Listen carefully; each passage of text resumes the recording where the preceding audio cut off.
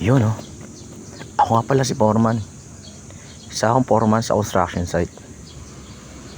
Ako si Foreman. Mas lamang sa akin ang kuya ko eh. Ito mga koys, oras ng pahinga. So bilang isa construction worker, kung saan ka abutin ng pahinga pagkatapos sa trabaho, latag na, higa na lang. Unan ko hollow blocks. Kumot ko blue sack, my goodness. Ayan, ganda ng pangunguyakoy ko, no? Ganda ng kalangitan, kakampi natin na araw ngayon. So mag-uukay na kami, sana wag muna umulan, my goodness. Ako nga pala si Foreman. Ito nga pala si John Ray, batang taga Leyte. Steelman yan. Tingnan nyo, may metro na yan.